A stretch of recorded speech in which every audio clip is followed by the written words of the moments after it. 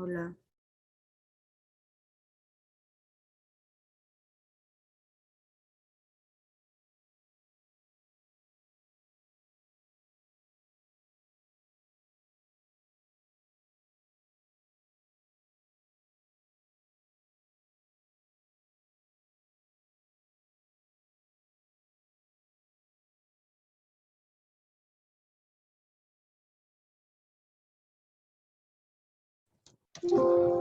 Profesora, buenos días.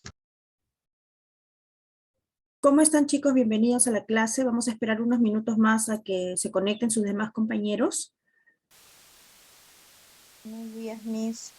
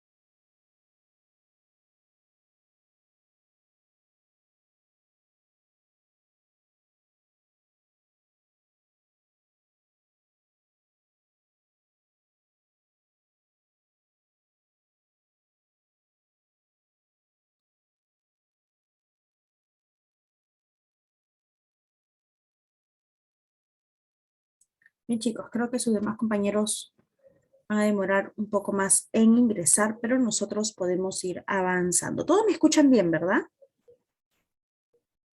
Sí, Miss. Ok, ¿pueden ver lo que está en pantalla?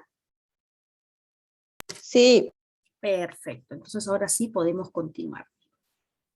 Vamos a hacer un repaso de lo que hicimos la clase pasada. Ya, la clase pasada estuvimos repasando más o menos la evolución de lo que es o de lo que ha sido el trabajo, ¿de acuerdo? Durante todos estos años, ¿no? La evolución de cómo se elabora hoy en día o de cómo son las diferentes gestiones de hoy en día, el proceso remunerativo, de por qué trabajamos en diferentes empresas o realizando diferentes actividades. Y todo da inicio, si bien es cierto, antes de la esclavitud ya se realizaban actividades independientes, lo que hoy conocemos como independientes, para poder sobrevivir a través del trueque también. Se conoce ya como un capital, el recurso humano, a raíz de la esclavitud, ¿de acuerdo? Cuando la esclavitud empieza, quiero ver si estoy, ahí sí estoy grabando, ya cuando la esclavitud es aceptada por la humanidad, entonces se dan cuenta de que la mano de obra, el trabajo de una persona es rentable, ¿no? Y es aceptada, como ya le expliqué, porque al no pagarles una remuneración a estas personas que realizaban actividades, diferentes actividades, digamos que la rentabilidad era bastante alta. Tener esclavos era bastante rentable en ese entonces, ¿no? Por eso es de que eh, traían, o sea, comenzó a ver lo que se conoce hoy como el tráfico de personas o trata de personas, ¿no? Se traían esclavos indios o personas de color para poder someterlas a este tipo de actividades. Ya los que conocen un poco la historia acerca de la esclavitud de la gente de color, eh, van a conocer de que las personas se metían a sus casas y los sacaban, ¿no? O sea, ellos nacían en libertad, pero los sacaban de sus casas y los llevaban a otros países, a otros continentes, para poder esclavizarlos, ¿no? A ver. Habíamos visto también lo que es el término locatio, que es como un arrendamiento, ¿sí? Como un alquiler, como un alquílame tu servicio, ¿ya? O alquílame tu propiedad de repente, ¿no? O los productos, o en este caso, bueno, ¿no? Lo que produce tú, o lo que produces durante un tiempo, es una especie de arrendamiento. También habíamos visto el régimen feudal en donde el rey está en la pirámide, en la parte superior, y todos en la pirámide, la clase social, pagaban impuestos, ¿sí? Todos le daban razón al rey, ¿ya? Y también algunas personas de la alta clase también se les tenía que pagar ciertas sumas de dinero. Y también de acuerdo a la clase social es donde pagaban impuestos al rey. Luego vimos que nacieron los gremios, ¿no? El origen de los gremios, incluso de tal como lo conocemos hoy, se realiza aquí, cuando las actividades, sobre todo más antiguas, como la panadería, el herrero, el zapatero, ¿qué otras actividades más antiguas conocen?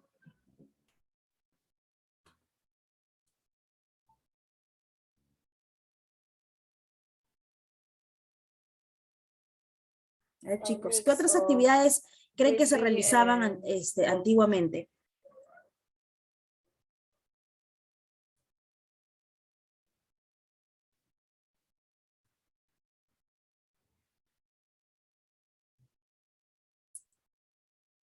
Chicos, ¿están ahí?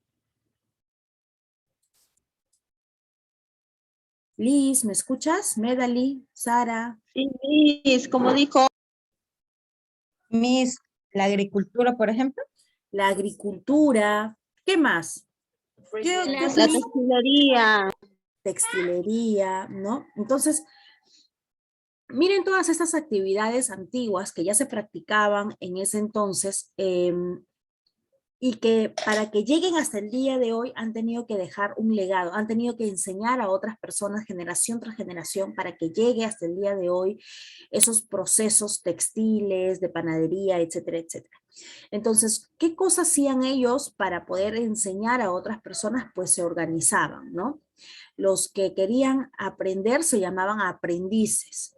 Una vez que ya obtenían cierto conocimiento, eran oficiales, es decir, ya podían oficialmente ejercer la carrera o, bueno, el oficio. Y luego se convertían en maestros cuando acumulaban cierta cantidad de años. Se convertían en maestros y solo los maestros podían formar a los aprendices, ¿sí? O sea, era jerárquico. ¿De acuerdo? A ver, continuemos. Luego viene el liberalismo. A ver, yo quiero que ustedes se remoten antiguamente cuando todavía estaba el tema de los gremios. Estos eran pueblos, todavía no eran ciudades, ¿no?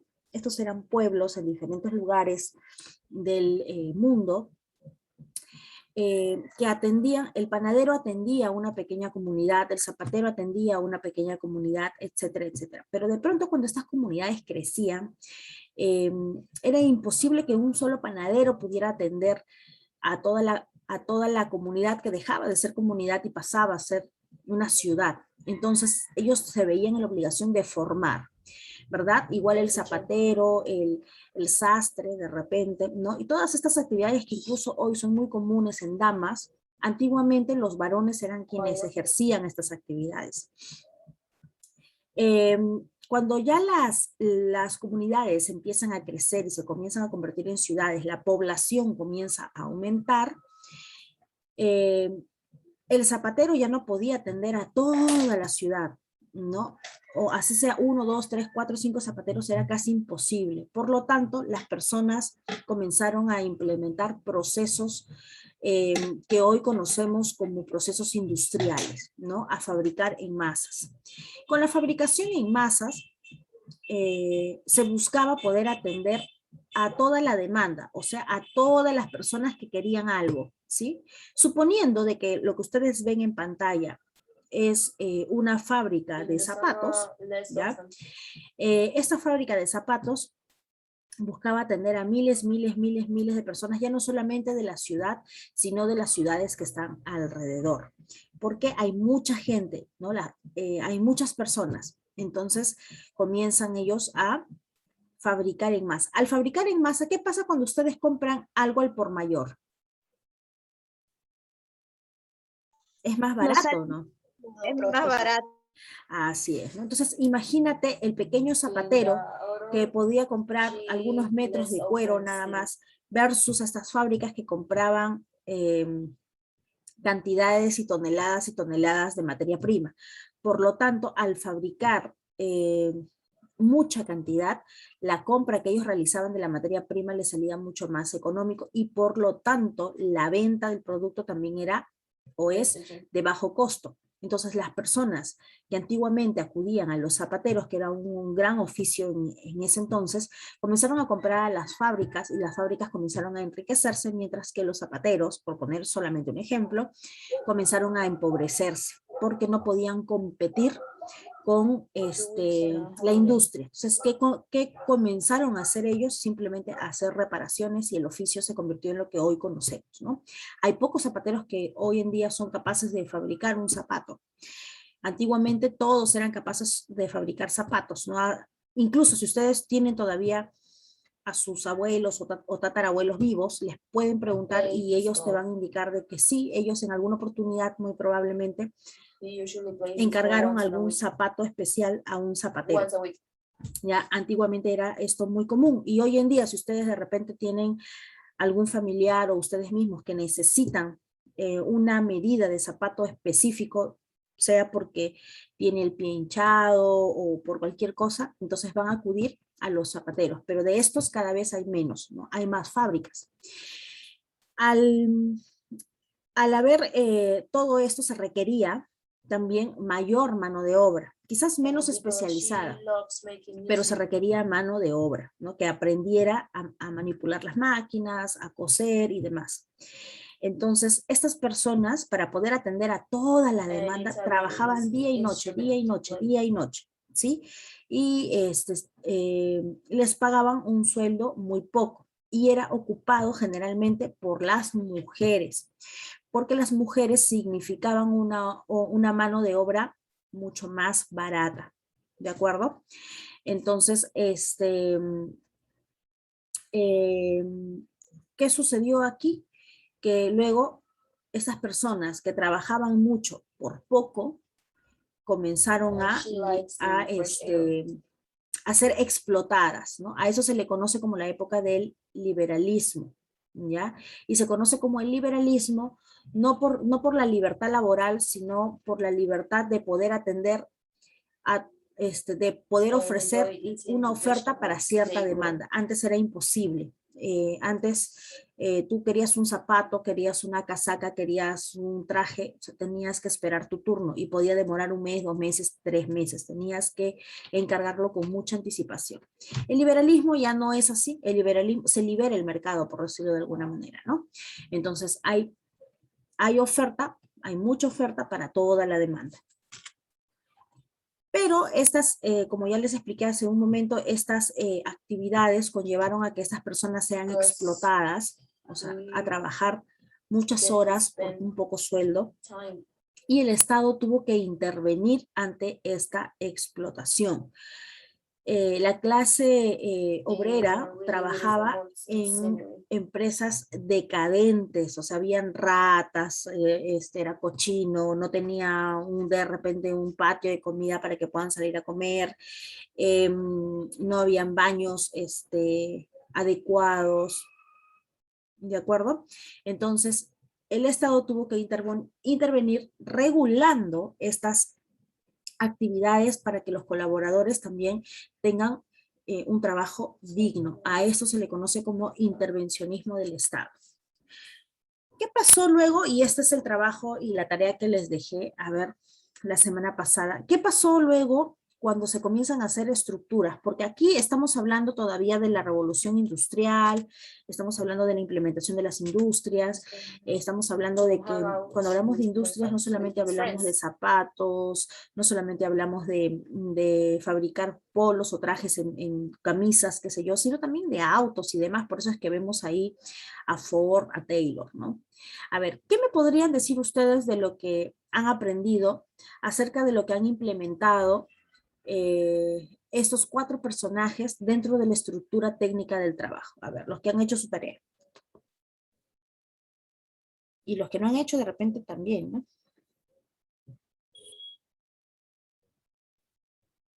Chicos, Profesora, yo, escucho.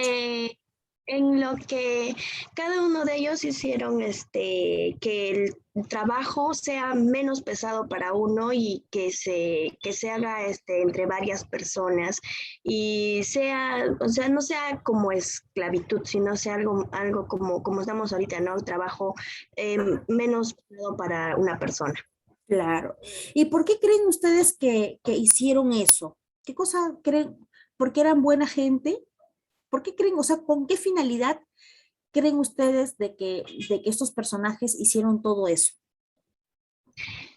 Profesora, para que haya más trabajo para las demás personas y también creo que para que no solo uno se beneficie, sino todas las personas, para que puedan tener los mismos beneficios, ¿no? Ya. A ver, ¿alguien más que quiera intervenir? A ver, Sara, Medali, Liz.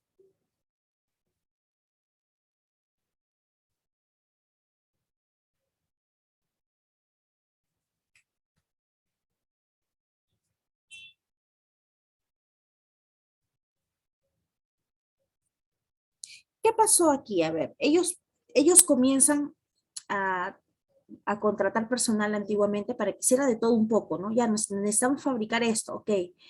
Pero ¿qué cosa hizo, por ejemplo, Taylor?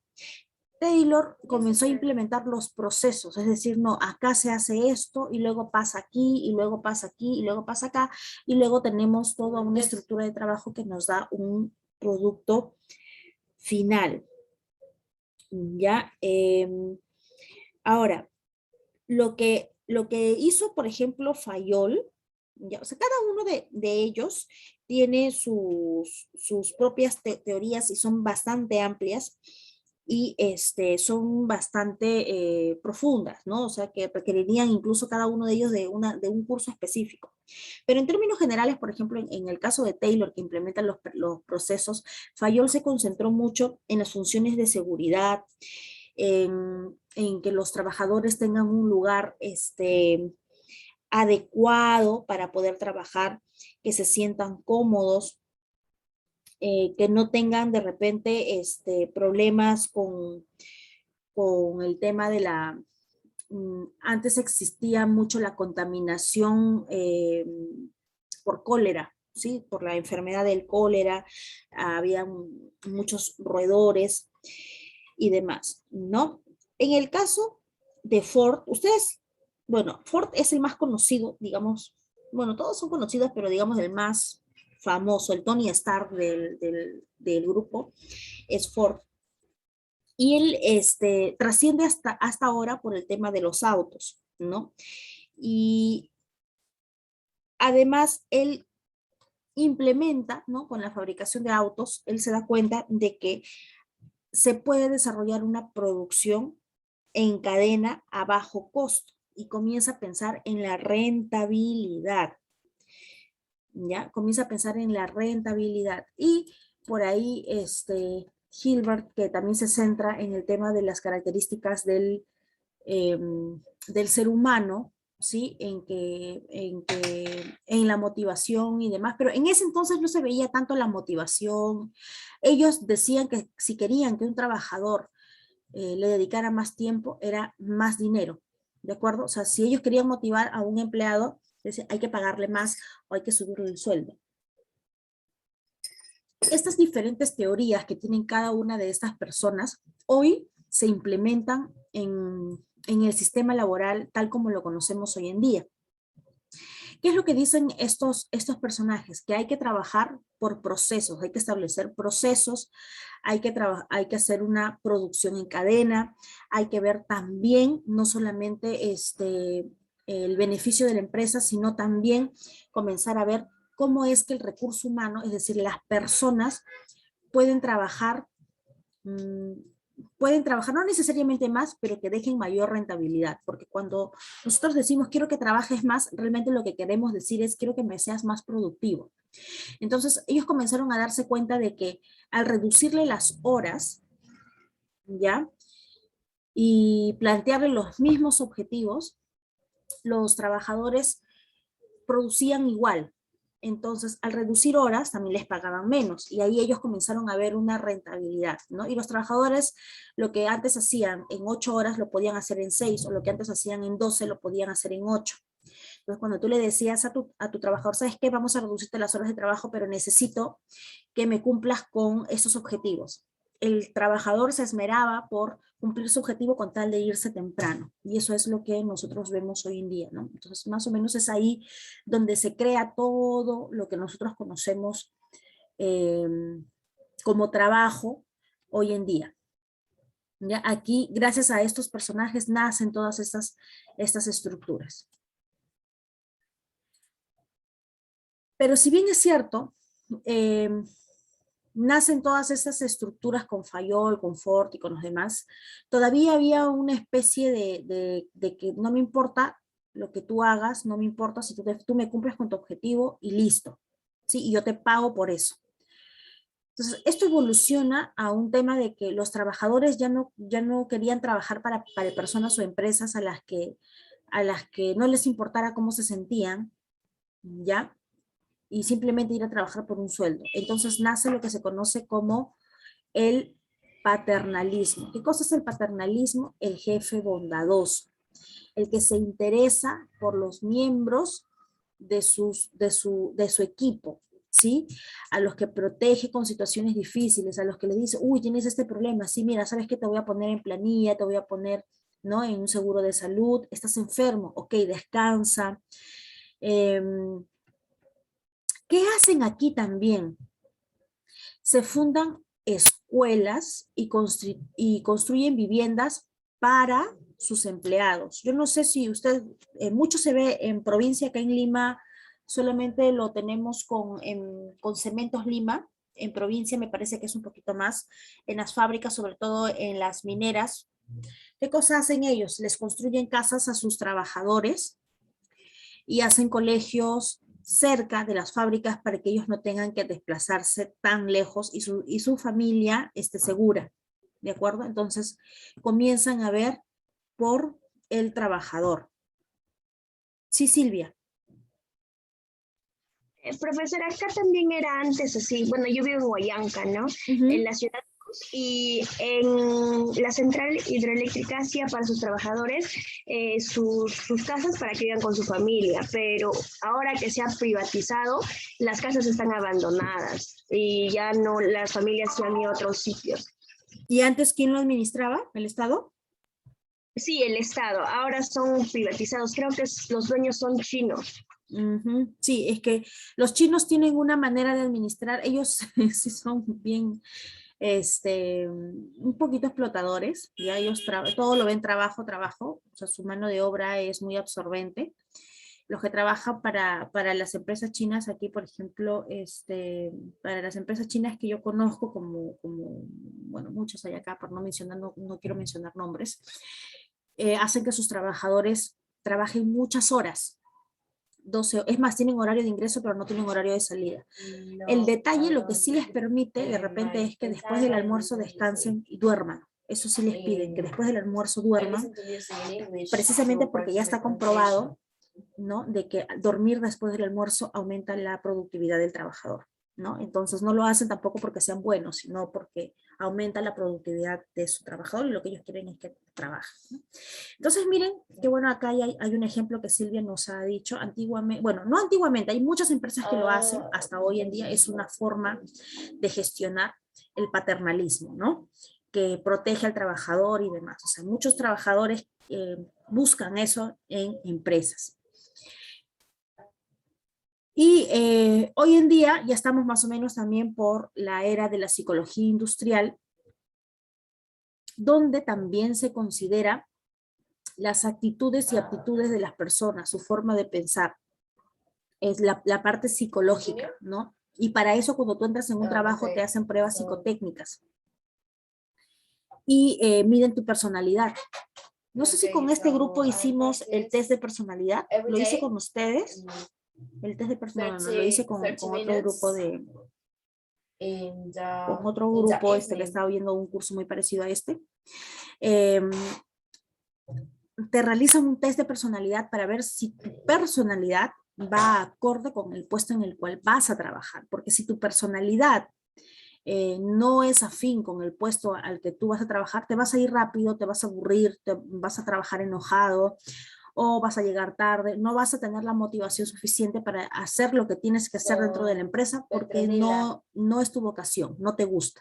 ¿De acuerdo? Por eso es que hoy estamos también en la psicología industrial. Eso también se considera hoy en día. Entonces, tenemos la parte paternalista, tenemos ya o sea, todo lo que hemos visto hasta ahora se va sumando, ¿no?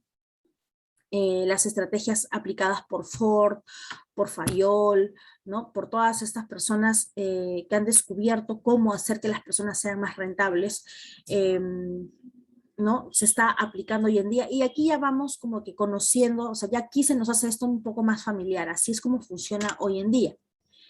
Y en la etapa actual, ya es muy importante, por ejemplo, la motivación personal de cada uno de ustedes o de cada una de las personas para poder encontrar su puesto idóneo en un trabajo. Entonces yo, como una persona encargada de recursos humanos, lo que tengo que hacer es reclutar personal cuya vocación sea, ¿no? O sea, afín del puesto al que estoy buscando. Y por eso tú estudias una carrera, porque si tú estudias una carrera, vamos a suponer de psicología, es porque te gusta de repente ayudar a los demás y demás. Si estudias veterinaria, es porque te gustan los animalitos y demás. Si estudias administración, es porque quieres gestionar empresa y demás. Si estudias o te capacitas en ventas y atención al cliente, es porque te gusta atender a las personas, ¿no? Entonces, cuando ellos lanzan una convocatoria, no van a colocar a un de repente, a un profesor de física nuclear como atención al cliente, porque a lo mejor su personalidad no va acorde, ¿ya? Entonces, por eso es que es importante que tú elijas una carrera que vaya acorde a tu personalidad y para que incluso la puedas terminar, porque hay muchas personas que abandonan la carrera porque supuestamente no les gusta, ¿no? Entonces, entonces dicen, no, yo no es esto lo que yo creí que era, ¿no? Sino es que no, descubrió que no es acorde a su personalidad. Ahora, todas las carreras tienen cosas buenas y malas, todas tienen un sacrificio y todas merecen esfuerzo y tienen su esfuerzo, ¿no? Pero lo importante es de que para que esto no pese tanto y digas, no, eso ya lo voy a dejar, es que sea algo que efectivamente te guste, ¿de acuerdo? En la etapa actual es una etapa de dirección por persuasión, y queda atrás las imposiciones o intimidaciones. Antes era, si no vienes o llegas tarde, te descuento o te despido. Hoy en día yo persuado a mi colaborador para que llegue más temprano, lo motivo para que llegue más temprano. Es una época en donde se conversa mucho con el colaborador y buscamos un punto medio entre el colaborador y el empleador, ¿de acuerdo? Donde ambos ganen. Se trabaja mucho en equipo, lo que no se veía antiguamente, y se considera por igual las habilidades duras y las habilidades blandas. ¿Qué cosa quiere decir eso? Las habilidades duras es el conocimiento académico o el conocimiento que tú has adquirido de tu carrera, conceptos, cómo manejar una máquina, etc. Y las habilidades blandas es tu empatía, tu forma de ser, tu forma de solucionar un problema y demás. ¿De acuerdo, chicos? Entonces, aquí estamos en la etapa. ¿Tienen alguna pregunta hasta aquí? No, profesor. Chicos, ahí está. Ahí está. Muy bien. Bien, esto de acá fue la tarea que ya les dejé la semana pasada. Ahora sí puedo pasar al siguiente tema. No tienen ninguna pregunta, ¿verdad? No, Miss. No, profesor. Ya, ahorita voy a pasar al...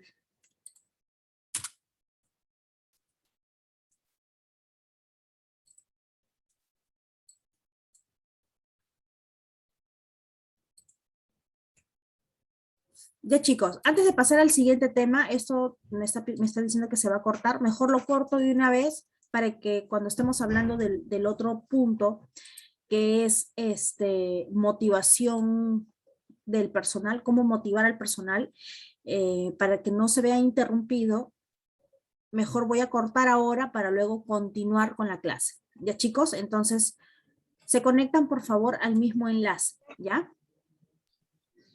Ok.